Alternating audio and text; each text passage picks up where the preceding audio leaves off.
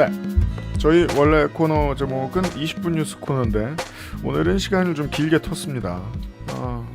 전당대회의 모든 행사를 다 취재하러 간 집착적인 연뮤덕급의 저널리즘을 과시한 2분 뉴스 강지호 김대호 기자를 모셨습니다. 어서 오십시오. 네, 안녕하세요.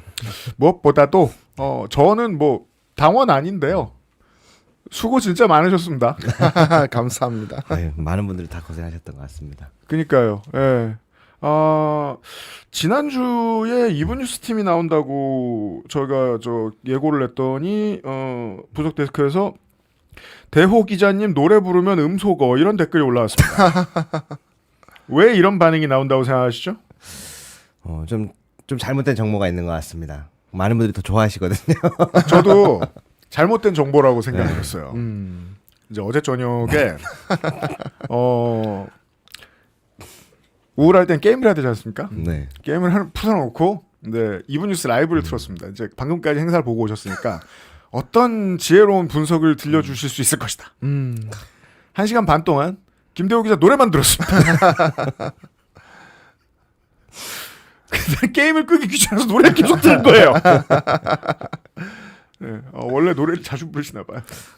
원래는 잘 보여드리지는 않는데요. 이번 전당대회에 있어서 상처를 받은 분들이 너무 많은 것 같은데 반대로 상처를 좀 치유해 주려고 하는 사람이 너무 적지 않았나? 라는 마음에 그렇게 됐고요.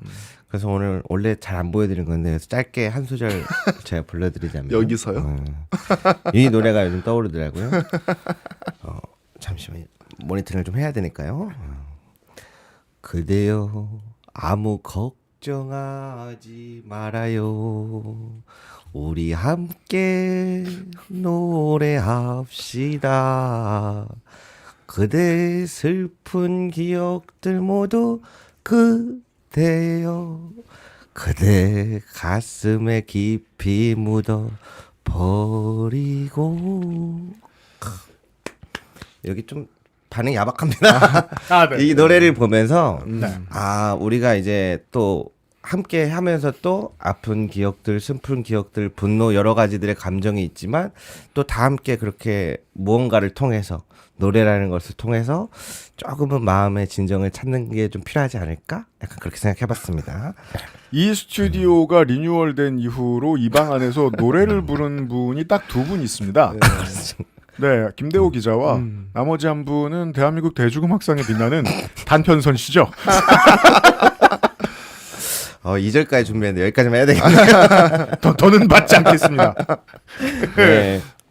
그래요. 저도 그래서 좋다고 생각했어요. 왜냐하면 우리 왜 TV 방송에서 생방송 그런 거 보여준 다음에 영혼 없는 아저씨들이 컴퓨터를 막 읽잖아요. 그리고 뭐 무엇 때문에 심판을 받았다고 했는데 그게 사실인지 알 수도 없고 그런 것보단 차라리 노래방이 낫다고 저도 생각을 했었어요. 진짜로. 네. 내용 있는 말을 할 수 있는 타이밍조차 아니었어요. 맞습니다. 네. 이제 참관기들을 좀 여쭤보고 싶은 거예요. 일단 어제는 이제 당대표 선거는 윤곽이 거의 드러난 뒤였잖아요. 네. 분위기가 좀 어땠습니까? 달랐습니까? 경기서울 전하고. 어제 이제 최종 결과 발표인데 아무래도 이제 큰 선거들이 앞에서 호남이라던가 서울 경기가 이미 결과가 나온 다음 날이어서 네. 사실 아침에는 분위기가 좀 무거웠어요. 제가 이제 보통 저희가 현장에 가면 많은 그래도 멀리서 귀한 걸음 해주신 선생님들을 인터뷰를 최대한 많이 해드리는 게 목표인데 그날은 이제 모두가 마음속에 약간 좀 여러 가지가 감정이 섞여 있다 보니까 처음으로 쉽게 다가가지 못하겠더라고요.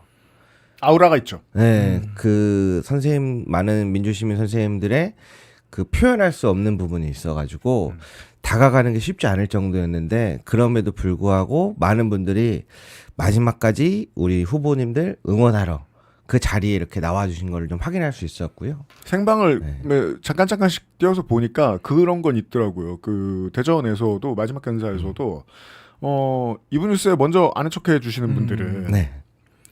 아마도 100% 본인이 응원하는 당대표 후보가 졌다는 사실을 알고 계셨을 겁니다. 그러니까 그런데도 불구하고 먼저 반갑게 인사하시는 걸 보고 전당대회의 마지막 날의 절반은 서로를 위로하러 왔구나. 응원하러 왔구나라는 그림이 좀 실제 라이브에서 좀 느껴지곤 했어요. 그랬나요? 실제로 이제 대호 씨가 말한 것처럼 이제 호남 경선이 좀 예상 외의 결과가 나오지 않았습니까? 네. 상당히 큰 격차로 이제 졌었기 때문에 아침에는 상당히 이제 처져 있는 그런 모습들을 많이 보이셨습니다. 근데 이제 일산 킨텍스 이제 서울 경선 관련돼 가지고는 많은 분들이 그래도 유종의 미를 거둬야 되지 않겠느냐. 그리고 이제 끝날 때까지 끝난 것이 아니다. 이제라고 하면서 끝까지 이제 응원의 목소리를 많이 내주셨습니다. 맞습니다. 그리고 마지막에 이제 최종 결정이 난 순간이 조금 인상 깊었는데요. 네. 오히려 이제 후보가 확정되고 나서 분위기는 전혀 달랐습니다. 어떻게요? 원래 보통 이제 본인들이 지지하거나 하는 후보가 떨어지거나 하면 조금 슬프고 속상하고 이런 분위기가 좀 오래 갈 거라고 생각을 했는데 글쎄요, 뭔가 미련 없이 최선을 다했다? 그러다 보니 좀 더 가벼운 발걸음으로 서로 고생했다. 이렇게 또 부둥켜 안으면서 다 같이 이제 또 내일을 한번 다시 시작해보자 하면서 좀 가벼운 발걸음으로 좀 떠난 분들도 많았습니다. 오늘 할 수 있는 그나마 중요한 얘기가 이건 것 같아요. 오늘은 완전히 무르익은 평가가 나오기가 좀 곤란하니까 아직 24시간도 안 돼서 확실히 저도 그 느낌을 좀 받았거든요. 어디서 분노가 나오고 곡소리가 터져 나와야 되는데 그런 것도 없었고, 그리고 그 감정의 무게에 짓눌려서 그걸 감추기 힘들어하는 분은 최민희 최고위원 당선자밖에 없었어요. 나머지 분들은 그동안 아주 화기애애한 포지티브 경선을 했다는 듯 잘 인사하더라고요. 그게 제가 어떤 거랑 다르게 느꼈냐면 아까 전에 브리핑에서 말씀드렸던 2015년 전당대회하고 정말 달랐거든요. 2015년 전당대회에서 이게 많은 분들이 이거 우리 하루 먹고 사는 직업이니까 까먹잖아요. 11년 전 전당대회에서는 박지원 후보가 불과 3% 차이로 졌습니다. 그랬잖아요. 그때 야유 고성 장난 아니었습니다.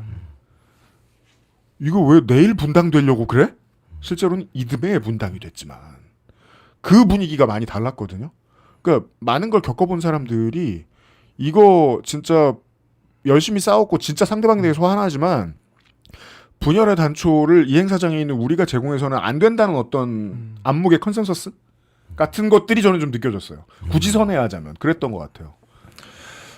실제로 거기 나오신 분들이 그런 마음이 계셨던 것 같아요. 사실 이제 불공정성에 대한 이야기도 상당히 많이 하셨었는데 그럼에도 불구하고 실제로 나오셔가지고 이제 개인이 할 수 있는 일이 사실 그렇게 많지는 않잖아요. 조직된 사람들과 비교했을 때 그래도 내가 개인으로서 할 수 있는 노력은 전부 다 했다. 모든 걸 다 쏟아냈다. 그러한 감정들이 있기 때문에 대호 말처럼 좀 가볍게 떠나시는 분들도 계셨던 것 같습니다. 네. 후회는 없었다. 나는 최선을 다했다. 그런 마음이 있으셨던 것 같아요. 맞습니다. 뭐 이제 절차나 뭐 공정성 이러한 부분들도 이제 많이 이야기됐지만 저는 이제 전당대회가 이제 결국에는 또한 경쟁인데 치열한 경쟁은 있어야 된다고 저는 보거든요. 그 나쁘진 않다고 보는데 근데 그 경쟁자가 아니라 경쟁자를 넘어서 나와 우리 편이 아니다. 상대를 적으로 규정하는 순간부터 전당대회 성격의 본질이 좀 달라지면서 지금 이제 그거에 대한 우려와 전당대회 성격이 달라지면서 단순히 내가 지지하는 후보자가 패했다. 그런 것을 넘어서 그 감정이 그 다음 단계로 전 넘어갔다고 보고 있습니다. 그 다음 단계라 하심은 이제 끝나지 않는 감정이라고 볼 수 있는 거죠. 네. 보통 이제 전당대회가 끝나고 나면은 이제 화합해서 하나로 가야 되지 않느냐라고 하는데요. 그냥 선거에서 단순하게 패배한 거면 경쟁자로서 패배한 거면은 같이 웃으며 고생했다고 악수하면서 끝낼 수 있지만 자신이 지향하는 가치나 그러한 것들이 부정당하고 모욕당했다고 느낀다면 그것은 단순하게 치유되지 않는다고 봅니다. 그래서 그것을 앞으로 어떻게 치유해 나갈 것인가 그게 지금부터 첫 번째 숙제라고 그 봅니다. 복합적인 감정이에요. 네. 그냥 서로 이신공격하면서 싸웠다 쳐요. 그래서 싸웠으면 그날 막 야유가 나오고 고성이 나오고 이렇게 싸우고 시끄럽게 싸우면 빨리 화해하거든요. 오히려 그렇지 않은 느낌이랄까요. 예. 지금 뭐 저 부석 데스크에서는 한 분이 후회 없이 정정당당하게 싸웠고 앙금마저 그곳에서 태우고 돌아설 수 있었어요. 라고 말씀해 주셨고 실제로 그렇게 느낀 분들도 많았는데 그게 김대호 기자의 설명과 전혀 그 양립이 안 되는 게 아니거든요. 하지만 저쪽 어떤 사람들은 우리가 생각하는 개혁에 있어서 돌아올 수 없는 강 건너편에 있는 사람들인 거 분명하니까 그래 그거 알아. 또 싸우게 되겠지 우리는. 그래서 차분한 느낌 정도? 네. 그럼 이건 더 무서운 걸 수도 있어요. 그렇죠. 이제 오히려 분노를 표출을 하게 되면 이거 어떤 식으로 봉합을 해야 되겠다라는 이제 생각이 드는데 사실 이번에는 우리 정청래 후보를 지지했던 분들 같은 경우에는 분노를 표출하기보다는 좀 삭히는 느낌도 어느 정도 있었거든요. 그래서 우리 PD님이 말씀하신 것처럼 지금 현재 지도부가 어떻게 하면 이 사람들 잘 봉합할 수 있을지 이런 것들을 고민을 해야 된다. 근데 이 봉합이라는 것이 단순히 메시지 우리 이제 통합해야 됩니다. 우리 뭉쳐야 됩니다. 이걸로 끝나야 되는 것이 아니라 실제로 행동을 보여주고 당내 인선은 어떻게 할 건지 정책은 어떻게 할 건지 이거에 대해서 스스로 증명을 해야지 사람들이 그 지도부에 대해서 좀 좋은 감정으로 돌아설 수 있지 않을까라고 생각이 듭니다. 그 문제에 대한 스트레스 받는 이야기는 당장 아마 뭐 오늘 해가 질 때쯤부터 시작되겠죠. 네. 그렇죠. 그래서 정말 청년 최고위원 저 사람 들여옵니까? 부동산 세제 개편으로 대통령한테 들이받을 겁니까? 수사관들 주수천 얼마나 보낼 겁니까? 이거 가지고 색채 막 드러낼 거예요. 싸울 거예요. 그렇죠. 예, 말고 그것도 그 얘기도 할 건데 어제까지 본 것들에 대한 이야기. 그래도 가장 데시벨이 높았던 거는 거기가 오늘 나오신 거는요. 이분 뉴스 팀이 그냥 섭외돼서 나오신 거기도 한데요. 저희한테 사운드 장비를 가져가려고 오셨어요? 그렇죠. 네, 제가 알기로는 이제 지난번에 유시민 작가를 초대해서 대단한 오디오 방송 사고가 난 뒤에 각성을 하고 공부를 하기 시작한 것 같더라고요. 맞습니다. 네, 그래서 저희가 저희 장비 갖다 쓰시고 나중에 잘 돼서 신인들 또 도와주실 일이 생기면 그때 거 물려주세요. 아우 좋습니다. 그러시면 돼요. 네. 그 사운드 얘기 왜 했냐면은 민주당 전당대회 같은 행사는 콘서트랑 달라서 관객 사운드용 마이크를 따로 안 둬요. 콘서트는 관객 사운드용 마이크를 둬야 재밌거든요. 야구 경기, 축구 경기처럼. 관객 사운드를 한꺼번에 몇만 명걸 싹 들이받는. 근데 그런 게 들리기 시작하면 정청래, 김민석만 들릴 테니까 그런 마이크를 안 넣잖아요. 데시벨이 웬만하면 안 올라갑니다. 중계할 때는. 근데 그나마 데시벨이 가장 크게 올라갔을 때가 최고위원 최종 발표할 때였습니다. 맞습니다. 그때 어땠나요? 사실 저는 네. 짜릿한 그런 느낌이 들었습니다. 유일하게 네. 짜릿한 느낌이었다. 왜 그러냐면 이제 저희는 항상 그래도 믿고 있었어요. 정청래 후보가 될 것이다. 그리고 최고위원 후보 세 분 전부 다 될 것이다라고 생각을 하고 있는데 사실 수치를 보면 되게 불안한 상태는 맞았었거든요. 근데 이제 많은 시민분들께서 이제 집단 지성을 발휘해가지고 한민수 후보 그리고 이성윤 후보를 이제 구출해냈기 때문에 그 소리 딱 듣자마자 야 그래도 우리 선생님들의 전략이 통했구나. 라고 생각을 하면서 짜릿함을 좀 느꼈습니다. 본인들이 응원하느라 그땐 취재가 안 되셨군요. 그런 느낌인데? 아니죠. 이제 거기에 있는 분들과 동시다발적으로 같은 그 느낌을 한 번에 받았죠. 아니 이게 나중에 와서 하는 분석으로는 추세상 다 예측이 가능했어요. 어느 정도까지는. 우리는 또 지나와서 보니까 추세상 호남에서 너무 벌어져서 당대표 선거는 역전하기 힘들 것 같다. 그리고 호남의 결과를 보고 저는 그때 이제 우리 거기 지지자분들이 아는 대화방에서 그랬거든요. 김용 씨는 떨어졌네요.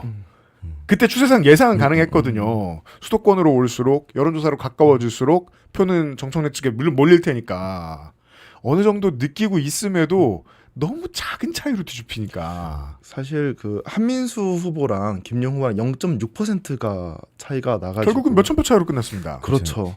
이게 당시 이제 현장에서 느끼던 분위기는 사실 4, 5, 6, 2 후보가 각각 2,000표 차이가 계속 엎치락뒤치락했거든요.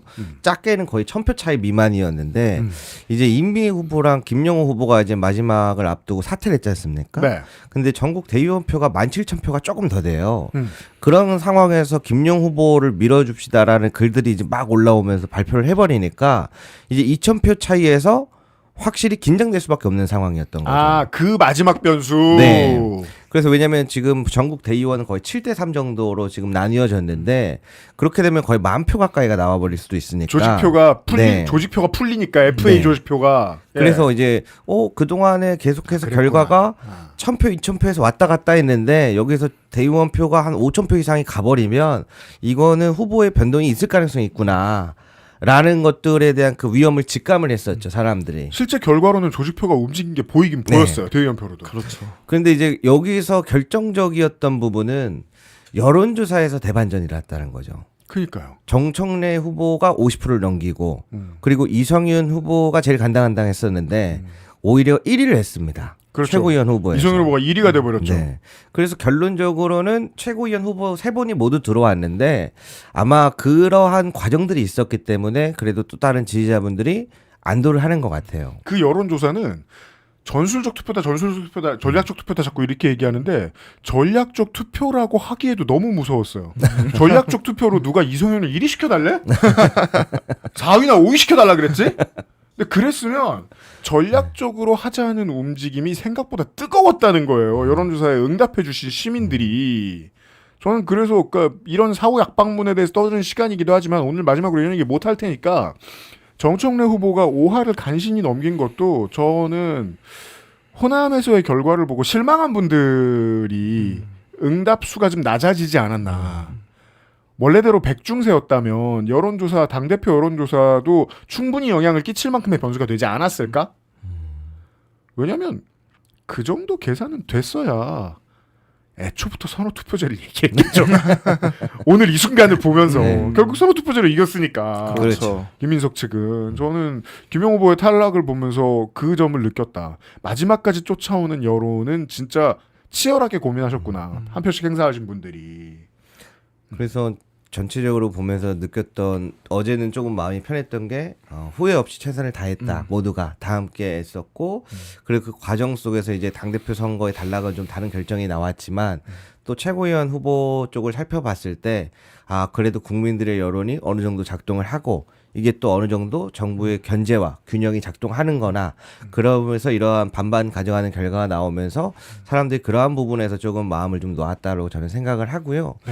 제가 이런 이야기를 드리면 한 번씩 이런 질문이 들어와요. 뭐요? 대호 씨, 이재명 정부가 잘 되기를 빌어야지 왜 견제를 얘기하느냐라고 이야기를 할 수 있는데 제가 그래서 한번 찾아봤어요. 그 내란이나 이제 군사 쿠데타를 겪었던 나라들은 그 다음 정권에 어떤 형태로 흘러갔는가. 좋아요. 네, 뭐 스페인이라든가 이제 독일이라든가 이런 것들 찾아보면 연방제도가 이제 활성화됐던 게 사람들은 그러한 군사 쿠데타나 이런 큰 것들을 경험하게 되면 본능적으로 그 다음부터 정치라는 게 견제 작동의 기능이 정상적으로 움직이는지 그것을 끊임없이 확인하고 싶어 하더라고요. 네.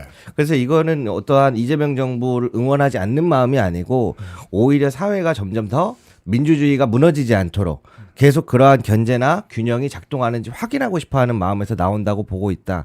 저는 그렇게 해서 많은 사람들이 그래도 국민들의 여론이 나름대로 반영이 되는 것들을 이번 전당대회에서 본 것 같다라고 저는 생각하고 있습니다. 전당대회에서도 만나신 분들이 뭐 수고해요, 잘 보고 있어요라고 하시는 분들도 많지만 왜 대통령하고 총리 못 살게 굴어요도 힘든 거잖아요, 그죠? 그 그렇죠. 말씀이죠? 그래요? 많이 그래요? 많이 그러세요? 네, 참 특이한 점은 저한테는 그런 말씀 하시는 분들이 없습니다. 왜요?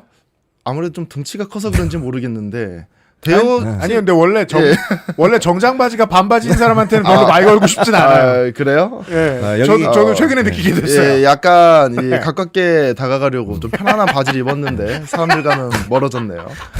이게 화면으로 봐서 그렇지 지효씨 키가 한 87, 88 정도 됩니다. 맞습니다. 네. 네. 예, 그에 비해서 저한테는 되게 많이 와요. 많은 사람들이. 와서 뭐라고 해요? 예, 뭐 여러 가지 정부를 도와줘야지. 욕도 하시기도 하고 비판하시기도 하는데요. 네. 제가 이제 좀 성격이 그래가지고 아니 죄송합니다 그러고 이제 도망가기도 하고 좀 더 잘하겠습니다 이렇게 얘기하기도 하고 뭐 여러 가지 일들이 있는데 그게 제일 좋아요. 네. 그게 제일 좋아요. 왜냐하면 그런 분들 반드시 자, 저 녹음 들어가기 전에도 몇 번 강조 기자한테 말씀드렸잖아요. 장사 한 대 하고 말 거 아니면 10년 뒤에 와가지고 그때 미안했다고 꼭 합니다. 반드시 합니다. 네. 네. 근데 이제 중간중간에서 좀 느낌이 났었던 거는 결과가 나오기 이전에도 많은 분들이 오셔서 굉장히 눈물을 많이 흘리고 가셨어요. 그렇죠. 전당대회 현장에서. 네. 그래서 어떤 후보가 되고 안 되고를 떠나서 이렇게 가다가는 민주당이나 민주정부가 굉장히 위험해질 것 같다라는 그 위기의식을 조금 느끼신 분들이 많아서 진심으로 걱정돼서 오신 분들도 많았고 전당대회를 처음 오신 분들 그리고 당원이 아니지만 한 자리 보태려고 나오시는 분들 그분들이 왜 이 자리에 오늘날 오게 되었는가 그 부분을 조금 많이 생각해 봐야 된다고 생각을 하고요. 그리고 요거는 제가 하나 적어왔는데 뭔데요? 방금 이제 저도 말씀드렸던 것처럼 사실 지난날까지는 함께했던 분들이 이제는 서로 인사를 안 하고 또 유튜버들도 그렇기도 하고요. 여러 네. 가지 모양들이 펼쳐지는데 일부러 저도 솔직히 사람인지라 이 꺼려지는 마음이 커요. 근데 아무렇지 않은 척 고생하셨습니다. 한 번 더 인사하려 그러고 하는 그런 마음들을 가지거든요. 네. 그래서 제가 적어왔습니다. 화합은 요구하는 것이 아니라 책임 있는 자리에 오른 사람이 책임 있는 행동으로 증명하는 것이다. 네. 좀 더 넓은 마음으로 넓은 행동으로 책임 있는 행동으로 당원들에게 이제부터 하나가 되자고 요구하기보다 먼저 책임 있는 행동으로 증명을 해주셨으면 좋겠다. 이렇게 말씀 남겨봅니다. 지금 말씀하신 그대로를 네. 이번에 표를 행사한 민주당 권리당원의 정확히 절반이 두 눈 부릅뜨고 당대표가 그렇게 하는지를 지켜보고 있을 거예요 아마. 그렇죠. 아니 보통 상처가 나면 네. 멍이 들어도 전치가 4주까지는 가는데 그걸 하루 만에 회복하라 그러면 너무한 거 아니에요? 적어도 괜찮냐는 물어보고 연고도 좀 발라주고 밴드도 붙여주고 힘들하면 부축도 좀 해주고 그러면서 괜찮냐고 물어봐야지 그냥 끝났으니까 너네 이제 우리랑 하나 해야 돼 라고만 이야기하는 게 조금 어떻게 보면 잔인하게 비춰질 것 같아요. 그래서 그러한 상처를 치유하려고 하는 과정들이 같이 동반되어야 된다. 저는 그렇게 보고 있습니다. 그리고 이제 특히나 인터뷰를 많이 해 보면 네. 특히나 이제 정청래 후보 측에 있는 이제 지지를 해주시는 분들 같은 경우에는 정청래 개인을 내가 응원하는 거 아니다라는 말씀을 상당히 많이 하십니다. 그 되게 신기하지 않습니까? 그게 되게 신기해요. 원래 대부분은 정치인 누군가를 지지하는 분들이 사실 많거든요. 네, 빠 없는 지지율 1위예요. 그래, 맞아요. 전 대표. 네. 네. 근데 뭐라고 말씀하시냐면 정청래가 이제 그분이 말씀하신 정청래가 나랑 바라보는 방향이 같기 때문에 정청래를 응원하는 것이지 내가 정청래 개인을 응원하는 것이 아니다. 근데 저는 이 말의 의미를 우리가 한번 되돌아봐야 될 것 같다라고 생각을 합니다. 이번 당대표가 그걸 얼마나 해줄 것이냐. 그렇죠. 아까부터 말씀드렸지만 그걸 다들 지금 쳐다보고 있을 거라고요. 앞으로 어떻게 네, 할지. 맞습니다. 근데 우리가 불안해했던 많은 것들 중에는 이번 당대표가 공천직인을 찍는 사람이라는 것에 있잖아요. 그렇죠. 그게 이제 유명해진 이제는 이지은 지역위원장 인생의 가장 큰 명언이 되어버린 아버지가 하셨다는 말씀. 야, 너 공천 못 받았대. 너 연금 나오잖아. 공천이 불안하거든요. 그렇죠. 실제로. 제가 그래서 아까 이번에 김민석 당대표가 새로 선출되셨는데 그 책임 있는 자리에 맞는 책임 있는 행동으로 먼저 증명을 하는 것이 대단히 중요한 첫 번째 과제일 거라고 얘기했던 게 바로 이런 부분이라고 보거든요. 선거 기간 동안에는 자신을 지지할 사람들의 표를 모으는 것이 중점이지만 선거가 끝나고 나서는 자신을 지지하지 않았던 사람의 표를 어떻게 같이 모을 것인가가 저는 숙제라고 보는데요. 앞으로 공천권을 두고서 여기서 또 한번 경쟁이 일어날 겁니다. 자신들을 도왔던 사람들 간에 충성 경쟁이 일어날 텐데 그런데 그 안에서 선택받은 사람과 선택받지 않은 사람이 또 한 번 나뉘게 되는데 그러면은 지금 본인의 편이 또 아닌 사람이 또 두 단락으로 나눠지거든요. 이번 전대에서 표를 받지 못했던 사람들과 또 충성 경쟁에서 또 한 번 밀려나면 두 단락의 이 적군이 생긴단 말이죠. 그래서 오히려 그 책임 있는 모습으로 가려면 정청래 대표가 전에 그런 얘기 한 적이 있어요. 박찬대 전 대표와 전당대회 끝나고 나서 내가 박찬대 대표를 응원했던 사람들을 전부 기용했다. 탕평 인사를 했다. 그렇죠. 그래서 정청래 지지자분들 쪽에서는 좀 이해를 못하는 측면도 있었지만 이해하는 분들도 있고 하지 못한 측면도 있었지만 그러한 것들이 문제는 그 덕분에 정청래와 박찬대의 심각했던 경쟁은 이번 전대를 통해서 화합이 끝났죠. 그렇죠. 싸움이 빨리 끝났죠. 그렇죠. 그래서 오히려 저도 처음에는 이해하기 좀 어려웠는데 오히려 다음 단계를 나아가기 위한 첫 번째 숙제를 잘 풀었던 거구나. 이런 점들에서 되고요. 그래서 말씀하신 것처럼 아마 많은 분들이 나 이번에 공천 못 받으면 어떡하지? 또는 불이익이나 보복을 당하면 어떡하지? 이런 걱정에서부터 자유롭게끔 해결해 주는 것이 첫 번째 당대표 역할이라고 생각해요. 왜냐하면 당대표는 어떤 지지자들의 대표가 아니라 민주당과 당원들의 전체 대표거든요. 반쪽짜리 대표로는 성공하기 힘들다고 보는데 정말 이재명 정부가 성공하고 민주당이 성공하고 민주당원들과 하나가 되려면 이제는 완성된 완전체로 가기 위해서 그러한 노력들이 필요하다. 저는 이렇게 보고 있습니다. 이게 상당히 중요한 부분을 짚어줬는데 실제로 현장을 딱 가잖아요. 네. 김민석 후보를 지지해 주시는 뭐 도의원, 시의원 이런 분들 같은 경우에는 카메라에 비춰지기를 좀 원하십니다. 근데 반대로 정청래 후보를 좀 지지하는 시의원, 구의원 이런 분들은 꺼려해요. 네. 그러니까 대호 씨가 말한 것처럼 정청래 후보를 아예 대놓고 지지하기는 상당히 어려운 그런 상태다. 두려움을 좀 떨고 있는 분들도 꽤 계시다라는 것을 좀 말씀드리고 싶습니다. 요 몇 달 사이에 네. 이제 국회의원은 아니시고 지역위원장도 아니신 국회의원을 하길 원하시는 정치인분들을 몇 만나 보셨어요. 봤었어요. 제가 그걸 계산한 건 아닌데 전원 김민석 후보를 지지했었어요. 이분들이 똑같은 계획이 있어서 놀랐어요. 어떤 계획이었습니까? 김민석 후보가 당대표가 되면 그때 내 이름을 건 사무실을 내겠다. 그때부터 지역위원장 선거를 준비하겠다. 예. 그 전까지는 티 안 나게 조용히 움직이다가. 그럼 이제 오늘부터 시작이거든요. 네. 새로운 얼굴들이 나오기. 새로운 곳에 나온다. 그러면 아하 하고 볼 수 있겠더라고요. 이게 뭐 보통 모든 전당대회에 다 있는 일이긴 한데 이번에는 그 숫자가 상당히 많아 보였습니다. 여기서 또 하나 최대의 복병. 예. 가장 어려운 난관이 하나 더 있습니다. 뭔데요? 이번에 정청래 대표가 그리고 최고위원 후보들이 전국에서 50%의 득표를 지금 보여주지 않았습니까? 그죠. 그러면은 그 짧은 순간에 거기까지 만들어 올렸던 지지자분들의 힘이 어마어마하거든요. 네. 서울시장이 됐던 간 다음 총선이 됐던 간 공천은 받을 수 있는데 결국에는 마지막으로 당원들의 선택을 어떻게 받을 것인가. 우리가 제가 언론이 네. 몇 군데 전략 공천을 급하게 해야 됐던 곳들을 제외하면 비명 행사라는 말이 잘못됐다고 왜 자꾸 항변을 했냐면 다 경선으로 이겼거든요. 신인들이. 예. 그러니까 뭐 경선 비율을 막 갑자기 확 줄일 수도 있어. 뭐 몰라. 알 순 없지만 네. 나 경선 통해서 국회의원 되고 싶다라고 생각하면 지금 내가 어디 줄을 선 게 그렇게 대단한 메리트인가? 는 반드시 생각해봐야 될 것 같아요. 그게 저는 김용 후보의 탈락으로 가장 상징적으로 드러난다고 생각해요. 김용 뒤에 여러 가지 김용 씨도 열심히 살았으니까 뒤에 커리어가 있을 거예요. 하지만 우리는 그에 대해서 아는 건 단 3글자 이재명밖에 없습니다. 그렇죠. 그렇죠. 그걸로 선거 뛰고 6등을 못해 6등 했잖아요. 이거는 지역위원장들한테 메시지가 좀 분명히 될 거라고 보거든요. 뭐 많은 평론가들이 이렇게 생각할 것 같긴 한데. 네. 그 해주신 말씀 들으니까 생각나가지고. 좀 상징적인 부분이라고 봅니다.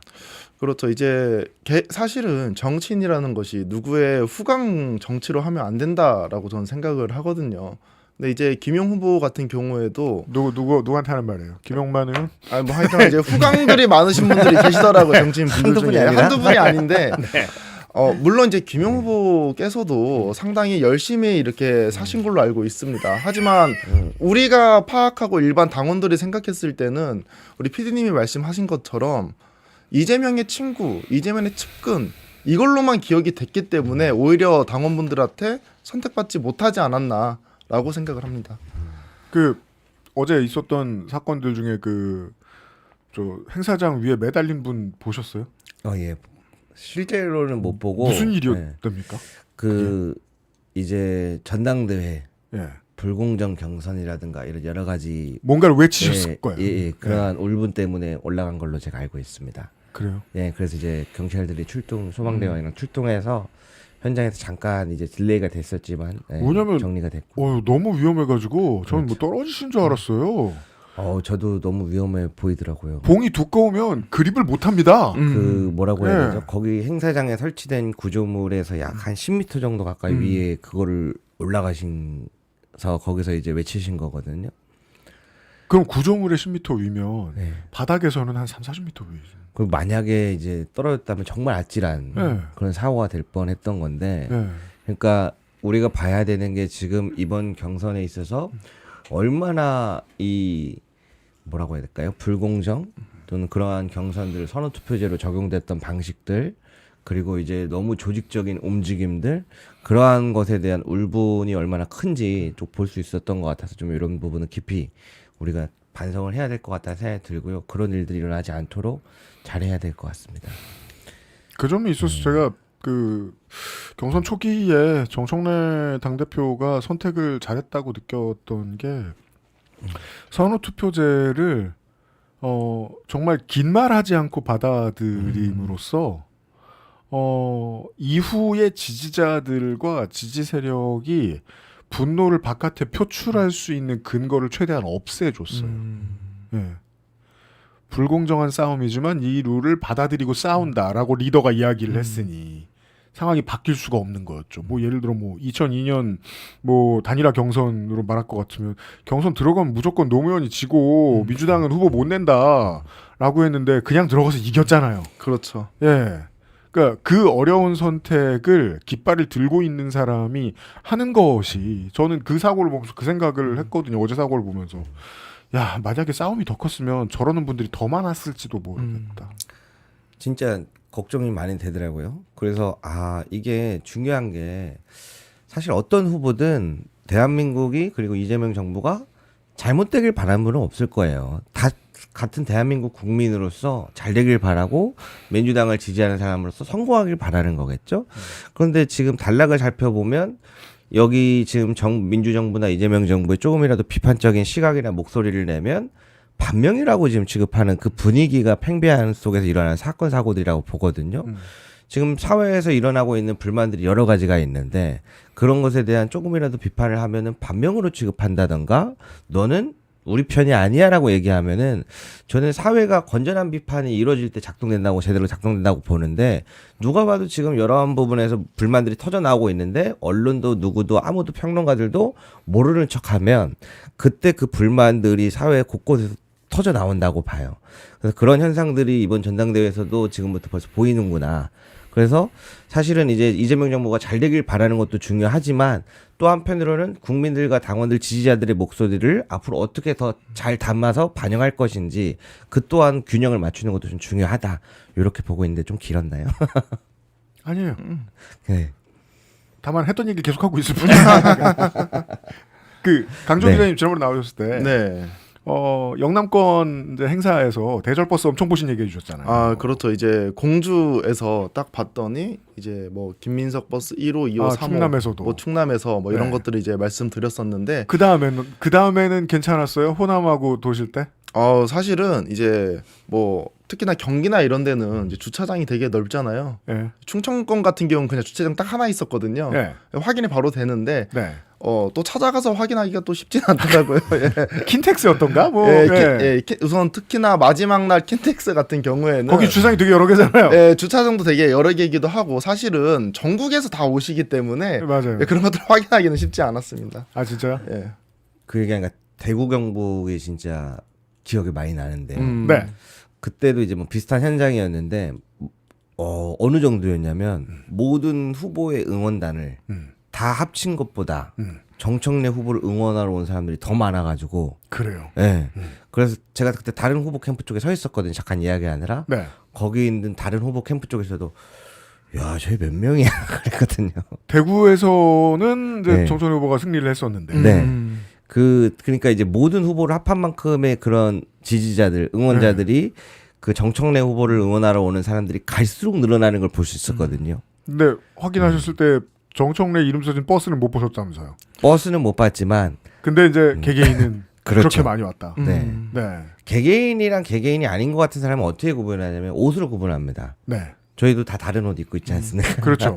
아 지난번에 것처럼. 저 강조 네. 기자가 아주 확고한 저 방법 가려내는 방법 하나 알려주셨어요. 뭐였습니까? 끝나고 났을 때 한 사람을 쳐다보면 팀이다. 아 그렇죠.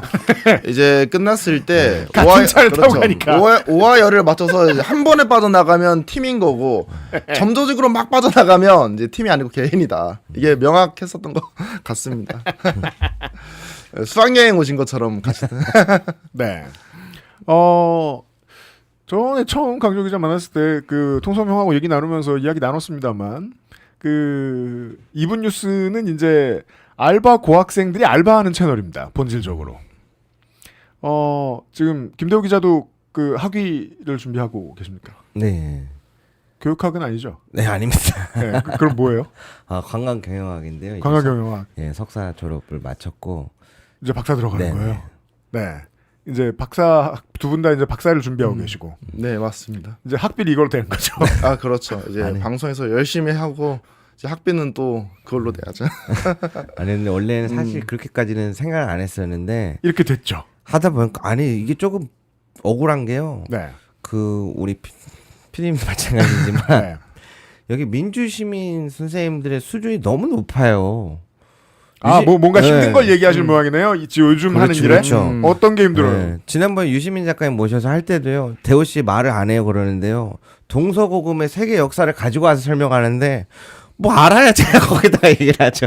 아니 그 방송은 저도 봤는데 김대호 기자는 진행할 네. 생각이 없던데 그냥 네. 이러고 계시던데요. 조금 티가 났나요? 네. 그런 것처럼 굉장히 여기에서 무언가 활동을 하고 이어나가려면 네. 꾸준히 현장도 다니고 공부도 많이 하고 그래서 어느 정도 사람들에게 들을 만한 값어치가 있는 이야기가 나왔을 때 비로소 조금 활동할 수 있겠구나 그런 생각까지도 들더라고요. 뭐 실제로 이제 저랑 대호랑 똑같이 느끼는 것이 뭐냐면 이제 이분 뉴스를 지금 많은 분들이 사랑해 주시는데 사실 이거는 뭐 같은 방향성을 보고 있기 때문에 많은 네. 분들이 사랑해 주신다라고 생각을 합니다.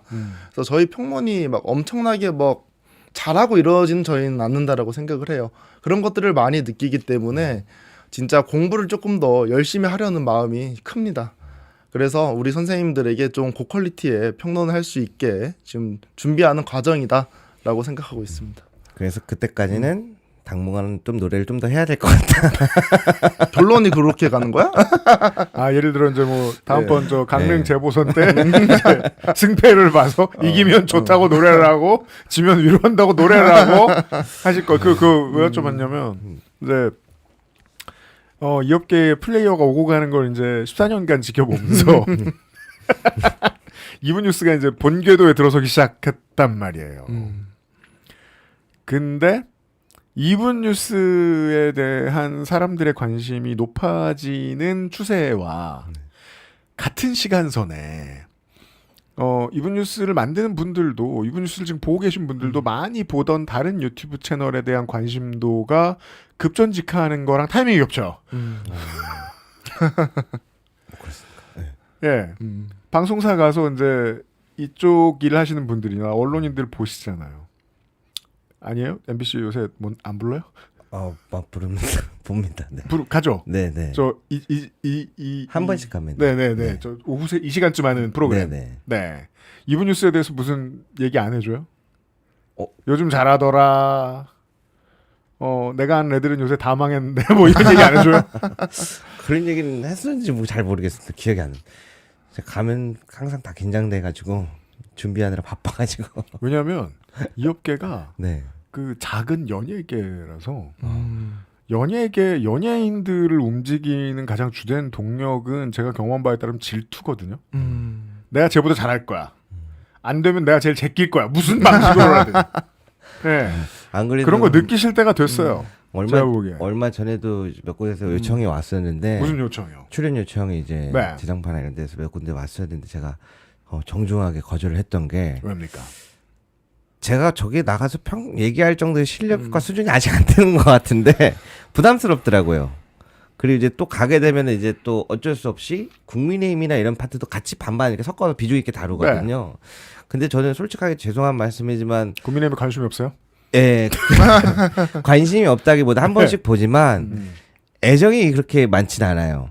근데 제가 뭐 비판을 건전한 비판을 하려면 관심도 있고 애정도 있고 진심 어린 도움되는 이야기를 할 줄 알아야 된다고 생각하는데 그 정도 애정은 없는데 그럼 사실 가서 그냥 앉아가지고 아는 척 욕만 하는 것 같기도 하고. 그러니까 보통 방송사가 생각하는 이상적인 평론가 50대 50으로 얘기해주고 네. 그 사이에 아는 것들을 쭉 늘어놓은 다음에 의미 없는 결과 같은 이야기하는 그거 생각보다 힘들다. 네. 그런 말씀이시죠? 네. 저는 그래서 마음에서 느끼는 거는 국민의힘도 당분간은 국민들의 집중이 받기 힘든 당이 된 것 같아서 딱 그 정도 관심만 두고 있거든요. 해보시면 왜냐면 그 선배들은 어쩌다가 하루에 8개씩 그런 방송을 나가겠습니다. 실전하면서 복습하고 예습하는 거지. 사실 그러셔도 될 것 같긴 한데 근데 그러면 이제 이분 뉴스가 취재하는데 시간이 많이 떨어지겠군요. 그래서 저희는 사실은 이렇게 뭐 출연하는 것도 너무 감사하지만 출연보다도 이분 뉴스 자체를 어떻게 퀄리티를 올릴 것인가 그거에 지금 좀 집중을 많이 하고 있습니다. 그건 저한테 문자하세요. 아유 감사합니다. 뭐 지금 우리 이분 뉴스 시청자로 보이는 분들도 많이 들어와 계시는데 제가 이분 뉴스 스튜디오를 가보지 않았습니까? 인류가 상상할 수 있는 최악의 난이도를 가진 아주 무서운 동굴입니다. 방송에 그 얘기는 했어요? 그 방 에어컨 없다고? 예, 종종 아시는 분들, 아는 분들은 아시죠. 예, 아는 분들은 아십니다. 네. 그래도 이번에 선풍기 2대 설치했습니다. 아니 마이크를 놓은데 선풍기를 틀면 어떡해? 정말. 예, 가끔씩 출연진 분들도 과거 힘들 때 생각을 한 번씩 하셔야 돼요. 아니 이게 민심과 저희가 가까워져야 되거든요. 방송을 하고자 하는 목표 자체가 사실 이제 최종적인 목표가 그런 마음이 좀 있어요. 우리가 지금까지 민주주의를 위해서 고생하신 많은 선생님들께 은혜를 좀 갚고 싶어서 시작을 했는데 근데 지금 반대로 저희가 좀 도움을 또 반대로 받고 있어가지고 많은 분들이 도와주시는 것 같더라고요. 그래서 항상 그런 것들에 대해서 아직 조금 부족한 게 많아서 제가 조금씩 바꿔나가고 있습니다. 이 마이크로 미디어에서 평론을 하고 이러는 선배들에 대해서 뭐 거의 다 선배실 테니까 왜 여쭙냐면 이분들도 정치 오래 보셨지만 저도 정치 오래 봤다고 스스로 생각하지만 두 분은 이제까지 취재를 해오시면서 이렇게 큰 당내 내분을 본 적이 없으실 거 아니에요. 사실상 뭐 처음이라고 봐야죠. 실제로 이렇게 깊게 들어와서 본 거는. 왜냐하면 새정치민주연합 국민의힘 분당 때면 두 분이 뭐 아마 고교생이었나 이랬을 테니까 이 정도 싸움을 보는 처음 보는 기분이 어떤지 제가 궁금해서 여쭙는 거예요. 그게 궁금했던 거예요. 거기서 지금 누가 옳네, 네가 옳네 하다가 지금 남북 전쟁 치르고 있단 말입니다. 유튜브 하는 사람들끼리 재래 언론까지 다 붙어가지고 예. 사실은 이제 저희도 나름대로 옳은 길이라고 생각을 하고 선택하고 행동하고 이제 단결까지 이렇게 함께 우리 시청자분들과 함께 한 거죠. 근데 당연히 저희도 오류가 있을 거라고 생각을 합니다. 틀릴 수도 있다. 하지만 저희는 이제 또 스스로 좀 생각하고 결정해서 선택하는 길을 이제 꾸준히 가야 된다 지금라고 지금 생각을 하고 있습니다. 저는 아까 이제 저 얘기를 지금 현재의 상황을 정확하게 조금 나름대로 느끼는 선에서 개인적으로 느끼는 선에서 분석하고 진단을 했을 때 이제 다음 이번 지도부가 잘 되길 바라는 마음에서 정말 진심 어린 이야기를 해보자면 그 지금의 내 감정과 단어를 표현할 수 있는 단어가 무엇일까라고 했을 때 르상티망이라는 단어가 하나를 제가 찾아왔어요. 찾아왔는데 그 패배의 슬픔은 시간이 지나면 자연스럽게 치유되지만 모욕의 상처는 쉽게 치유되지 않는다. 네. 그러니까 지금까지 전당대회에 있어서 말씀하셨던 것처럼 가벼운 이렇게 서로 간의 상처가 아니라 그 상처의 저는 성질이 다르다. 당원과 지지자들이 받은 모욕은 생각보다 깊고 크다. 그래서 그 상처를 제대로 진단하지 않으면 그리고 그걸 제대로 치유하고 그 다음에 봉합하려고 해야지 그런 것들이 제대로 되지 않으면 그 남은 감정이 오래 갈 거라고 저는 보거든요. 그래서 그런 것들을 잘 헤아려 줬으면 좋겠다라는 말씀 전하고 싶습니다. 오늘 뭐 아까 바쁘셔서 뭐 제가 브리핑한 건 못 들으셨겠지만 르상티망이라는 것이 이제 뭐 니체가 처음 한 말이니까 맞습니다. 이제 대중의 분노를 뜻하는 말이잖아요. 대중이 충분히 다시 되받아칠 만큼의 힘이 없는 사람이 가지게 되는 원한과 분노를 뜻하는데 이게 우리 요즘 이제 극우가 많이 들어서는 요즘의 문제이기도 한데 꼭 되받아칠 수 있는 사람들도 자기가 르상티망을 가지고 있다고 착각하는 경우들이 좀 있어요. 그러면 이제 막 고양이를 죽이고 싶어하고 그러는 거 아닙니까? 네. 왜 이 말씀을 드리냐면 민주당의 정치가 그 역사와 늘 함께 해왔다는 생각이 들어서 오늘 브리핑에서 그 얘기를 했었거든요. YS와 DJ가 헤어질 때 가지고 있었던 원한들이 있었고 상도동계와 동교동계에 대해서 그리고 쟤는 상도동계가 버린 사람 아니야? 라고 생각해서 노무현을 우습게 봤는데 노무현한테 모든 동교동계가 다 쓸려나가고 그때 느꼈던 분노가 2003년에 대북송금 특검을 하면서 극대화되고 저 굴러온 돌이 들어와가지고 모든 동교동계를 다 잡아족치네. 그때 가지고 있던 분노가 10년 뒤에 국민의당으로 분당이 되면서 또 터지고 국민의당은 공식 성명에 12년 전에 특검은 잘못됐다고 막 뭐라고 합니다. 그때 주인공이 안철수인 줄 알았는데 실제 분노는 김한길 박지원이 집어넣어 주었던 거예요. 저는 지금이 그 코드를 읽히거든요. 저도 비슷하게 느끼. 왜냐하면 862, 386이던 때는 그때의 삶은 30대였죠. 이제 686이거든요. 386일 때 그 사람은 심지어 286일 때부터 정치인이었습니다. 386을 가장 대표하는 사람. 2000년대의 정치 아이돌. 마흔이 되지 못하는 바람에 안타깝게도 대통령에 못 나가고 서울시장에 나갈 수밖에 없었던 사람. 그때 이명박에게 졌지만. DJ의 진짜 황태자. 본인도 이야기했던 민주당의 적자. 즉 동교동이 배 아파 낳은 후신이 김민석이라고 생각한다면 이것은 여전히 친노와 동교동계 간의 앙금 싸움이 아닌가. 화해라는 게 그렇게 간단한 일이 아니라는 거예요. 사실 그 두 분이, 그러니까 김대호 기자 말씀하시는 지난주 방송가 들으면서도 저희가 그 힌트를 조금씩 얻었었거든요. 이건 생각보다 오래된 앙금일 수 있고 이 앙금은 백래시가 그렇죠. 또 생길 거다. 그렇죠. 이제 지지자들의 축적에서 나오는 분노를 넘어서는 그 다음 단계에 지금 도달했다라고 볼 수 있을 것 같아요. 그런데 이제 그거를 좀 가속화시켰던 게 나와 의견이 다르면 반명으로 취급하고 선언했던 것들 그런 것들이 좀 더 가속화시키면서 선을 그어버렸던 것 같고요. 그래서 그거를 어떻게 다시 되돌리고 회복할까? 그거는 이제 화합이라는 것도 결국에는 필요하고 중요한 단어지만 결국엔 말보다는 행동으로서 증명하는 단계가 필요할 거다. 이렇게 보이시는. 네. 이제 걱정을 하면서 끝내면 됩니다. 행동을 어떻게 하지? 과연 행동을 어떻게 할까? 새 지도부가 예, 말과 문화를 바꾸겠다고 했거든요. 언어와 문화를 바꾸겠다고. 말씀하신 것처럼 이제 지지자분들이나 많은 분들이 지켜보고 있을 것 같아요. 어떻게 하는지. 지켜볼 거예요. 그래서 이제 뭐 저는 평론가 분들이라든지 정치인들이 이제 당원 분들에게 이제 요구를 하잖아요. 이제 통합하셔야 됩니다. 요구를 할 것이 아니라 스스로가 증명을 해야 된다. 본인들의 행동으로서 증명을 하면 당원분들은 알아서 보고 선택하실 것이다. 그래서 무조건 통합해야 된다, 화합해야 된다 말을 하지 말고 행동하시면 좋겠다라고 생각을 합니다.